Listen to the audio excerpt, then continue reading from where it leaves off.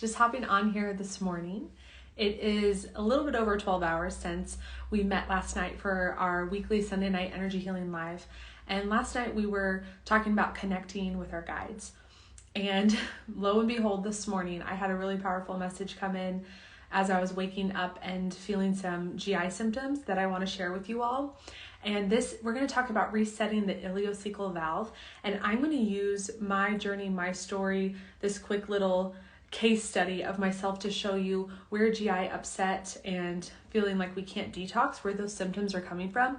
And then a really quick energy healing technique that you can do using your own two hands to reset your ileocecal valve. So who is this good for? This is good if you are experiencing bloating, diarrhea, gas, burping, if you're feeling like you're not clearing, you're not detoxing. This is really, really helpful. It takes 2 minutes or less. You can do it at home. And I woke up this morning with GI symptoms and now I feel like so much better, completely better. And last night we were talking about, hearing from our guides and being tapped in. And I kid you not, I woke up this morning, normal time to get ready for the gym. And I was like, oh no, my stomach is not right. And I didn't eat anything out of the ordinary. And I had that kind of like food poisoning feeling that you get in your gut when you eat something that doesn't agree with you, or there's like bacteria brewing. That's what I had. And I was drifting in and out of consciousness, and I was like, okay, well, I probably won't go to the gym, so I might get up and meditate. And I felt my guidance come in and say, your ileocecal valve is open. You need to close it. And I don't know how to do that, but as I felt that guidance, there was a book on my nightstand called Energy Medicine by Donna Eden. It's great. I recommend it. Check it out. And so I dug into that book this morning, worked on myself this morning, also looked into the energy centers, and what's going on in my life has direct correlation to this valve opening. And I want to share it with you. Okay, so a couple of things. To do this ileocecal valve technique, you can do it on someone else. You don't need to muscle test the ileocecal valve before. You can. I used my pendulum, but if you have someone else there, they can muscle test you for you, and they can show you, okay, when you lay a hand over that and you muscle test with another hand, is that area strong or is it weak? So muscle test or not, you can access the ileocecal valve frequency. Second thing, working on your ileocecal valve will only help you like a massage or like a meditation. It can't hurt you, right, to work on this. So you're safe. If you're like, I'm not sure if my gut can handle this, if you're in a really critical or tender part of your healing phase, totally okay. Your body can handle this. Who it's good for? Anyone having GI symptoms or detox, like feeling like you're not detoxing. And your ileocecal valve can be too far open or too far closed. You can have constipation when it's closed. You can have feeling like things aren't absorbing, things aren't going through. You can have when it's too far open. You can have diarrhea. You can have gas. You can have burping, egg burps. I see it all the time on clients' intake forms. They're like, I get this like weird egg burping experience. That's your ileocecal valve. There are different theories and myths on what keeps your ileocecal valve open or closed, on why it can dysfunction. A lot of times they'll say foods, obvious foods, caffeine, alcohol. Sometimes they say spicy foods. They say gastrointestinal reflux disease is related to the ileocecal valve. But what I want to point out today and share with you from my experience is that this is completely energetic, right? There were no foods out of the ordinary really for me in experiencing this. And as soon as I addressed my energy field, my ileocecal valve closed, my symptoms went away. Okay, so what did I do? Let me show you what I did, and then I'll get into what's going on in my life and my energy field that made this ileocecal valve dysfunction. So the ileocecal valve you have on your right side, and you have your Houston valve on your left. Houston valve has more to do with the colon and the rectum, and then ileocecal is where your small and large intestine meet.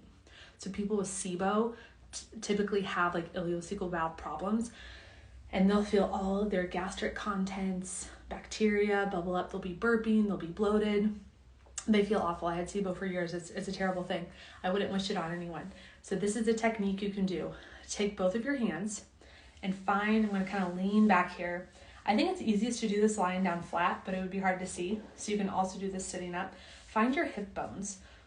Your hip bones will sit, you'll feel your pelvis, your hip bones here, but find like the crest of them and it'll be up here. And everyone can do this. It won't hurt you to do this if you're just jumping on. Okay, so then get your pinkies at the top of your hip bones and then put your fingers together. So finding the top of my hip bones, sliding my pinkies over to touch the top of the hip bones, right? Okay, so find these 2 points, okay, and just take a deep breath in. Exhale, push your fingertips into your valves. Ileocecal's on the right, Houston's on the left.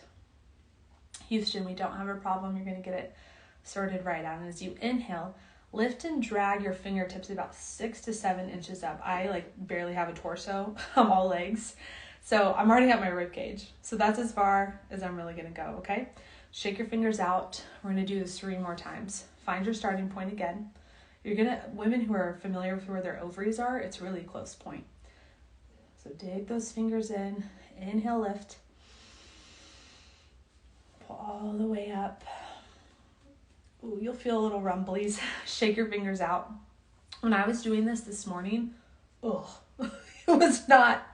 I was feeling like liquids and ugly, nasty burps coming up. This is our 3rd time through. Pull it all the way up.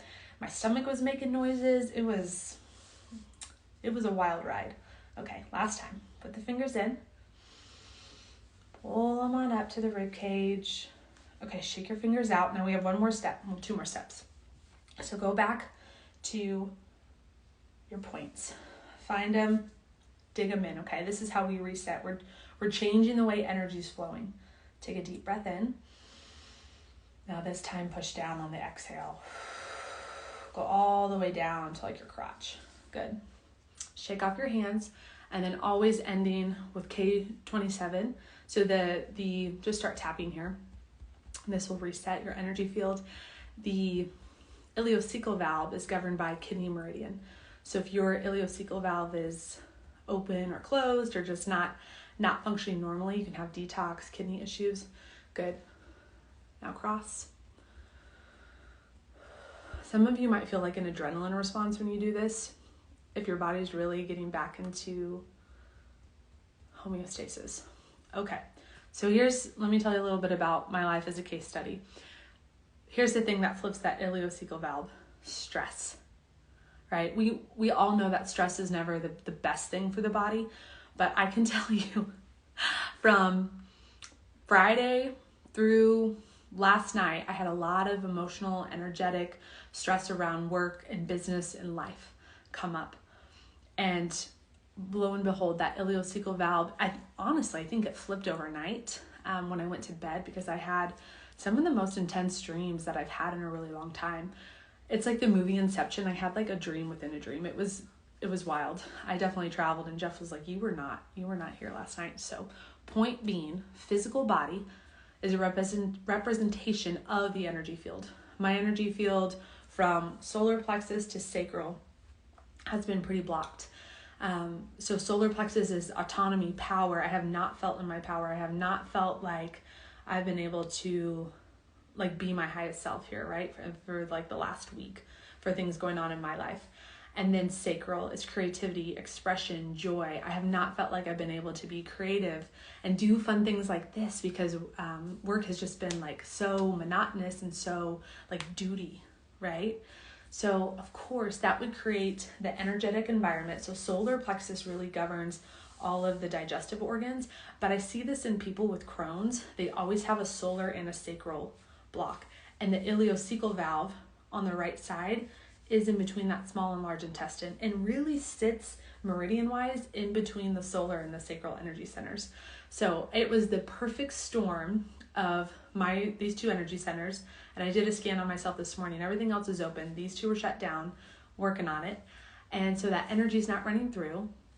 It's the perfect place for dysfunction to happen. That valve in me kicked open, and then I had it was literally, I woke up and I felt like the dinner that I had last night had not moved, right? Because everything was starting to come up. So those burps, that bloating, that icky-feely joint aches, headaches, fogginess, that's all ileocecal valve related. So a couple things you can do at home. You can take a pendulum or have someone muscle test you and test or you're an intuitive being, right?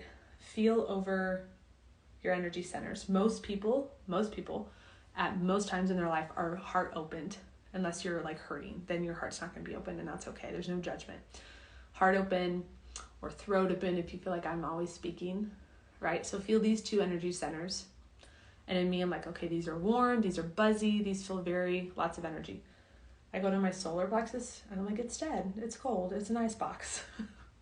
And then I go to sacral, a little bit warmer. This is really fun for me. This is creative energy. So I'm kickstarting that open, right? So sacral energy center. And these are the 2 parts. These energy centers is what's going to shut down digestion. Okay, so think about it. If you're having a physical symptom, always go to the energy body. Look at the energetic root cause and look at your life. It's going to make sense. If you have a throat chakra block, right? If you're like a sore throat or your throat's cramping or swollen lymph nodes in this area, what are you not able to speak? If you have headaches, is your pineal, your crown, are you feeling disconnected from your truth, God, your intuition, right? So every single physical symptom will start in your energy field. And today it was too fun for me not to share about how I reset my ileocecal valves by working through the technique we just showed. I'll post this replay on my YouTube. And then solar and sacral energy centers, looking at those. I got some more work to do here, but I can tell you just by doing this, getting into my creativity, writing, this sacral energy center is opening up.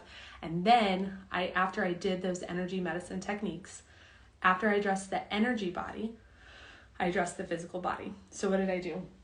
I made some orange juice for vitamin C. I took some B12. I have some really light smoothies with some spirulina and kelp because the seaweed family is really helpful for the ileocecal valve.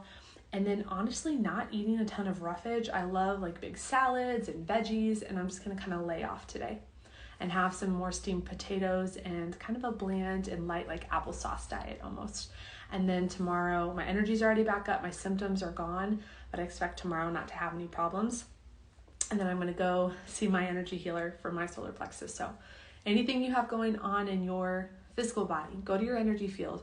I could have suffered the whole day with symptoms, could have been popping Tums, could have been, taking, I don't know, who knows what that people take for their symptoms anymore. But it's addressed, it's gone. And I will say that the celery juice helped a lot too. And you all know that if you follow me, that I'm a big proponent for celery juice. So, okay, I hope this helped. Be well, take care of your energy field, and I will head over to YouTube to post the replay.